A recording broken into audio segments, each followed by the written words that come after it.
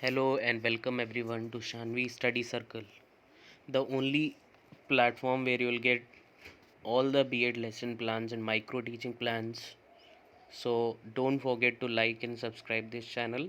For any plan that you want, you can comment in the comment section. So let's start with our today's lesson plan of B.Ed. सो आज का जो हमारा विषय है नागरिक शास्त्र है और प्रकरण है प्रधानमंत्री।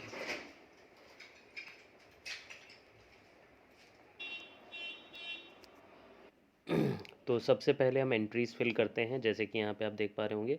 सबसे पहले दिनांक, फिर विषय, चक्र यानी कि पीरियड, कक्षा जिस भी कक्षा को हम पढ़ा रहे होते हैं, प्रकरण को अंडरलाइन करना ना भूलिए, और अवधि। फिर सामान्य उद्देश्य आते हैं जो कि हमारे सब्जेक्ट से रिलेटेड होते हैं, और फिर विशिष्ट उद्देश्य जो कि हमारे टॉपिक से रिलेटेड होते हैं। ठीक है। उसके बाद आती है सहायक सामग्री जिसका भी आप उपयोग कर रहे हैं पढ़ाने में, फिर पूर्व ज्ञान और प्रस्तावना प्रश्न। प्रस्तावना प्रश्न जो होते हैं ये पूर्व ज्ञान से ही हमारे संबंधित होने चाहिए, और जो प्रस्तावना प्रश्न हो वो इस प्रकार से बनाए जाएं कि उनसे हमारा टॉपिक जो है बच्चा जब आंसर करेगा तो उसके द्वारा हमारा टॉपिक निकल के आना चाहिए। ठीक है।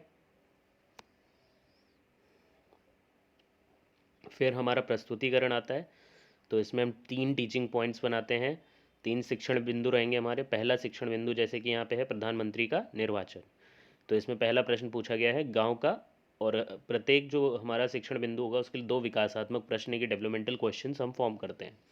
तो पहला है जैसे गांव का मुखिया कौन होता है, तो उत्तर मिलेगा गांव का मुखिया ग्राम प्रधान होता है। फिर दूसरा प्रश्न, ग्राम प्रधान के चुनाव में कौन हिस्सा लेता है, तो सभी 18 वर्ष से अधिक आयु के व्यक्ति ग्राम प्रधान के चुनाव में हिस्सा लेते हैं। फिर इसका हम स्पष्टीकरण देंगे। फिर हमारा दूसरा टीचिंग पॉइंट प्रधानमंत्री पद की योग्यता, और उसके लिए 2 प्रश्न। तो यहाँ पे आप देख पा रहे होंगे कि शिक्षक की योग्यता का प्रश्न पूछते हुए हम उसको जो है प्रधानमंत्री की योग्यता से रिलेट करके एक्सप्लेन किया गया है। ठीक है। फिर तीसरा जो टीचिंग पॉइंट है प्रधानमंत्री के कार्य, यहाँ पे भी प्रधानाचार्य के कार्य पूछ के प्रधानमंत्री के कार्यों तक हम पहुँचे हैं। फिर हमारे आते हैं बोधात्मक प्रश्न, तो उसके बाद श्याम पट्ट कार्य। तो यहाँ पर एक ब्लैक जो है चार्ट पेपर का यूज़ किया गया है और स्पार्कल पेन से इसको लिखा गया है। फिर लेखन और निरीक्षण कार्य यानी कि इंस्पेक्शन जो होता है, इंस्ट्रक्शन और इंस्पेक्शन।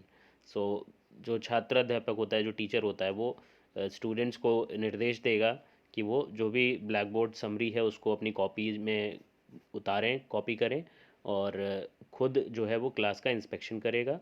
ठीक है।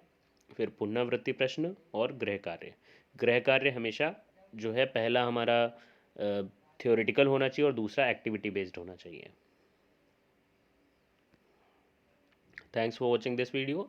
Don't forget to like and subscribe for more plans.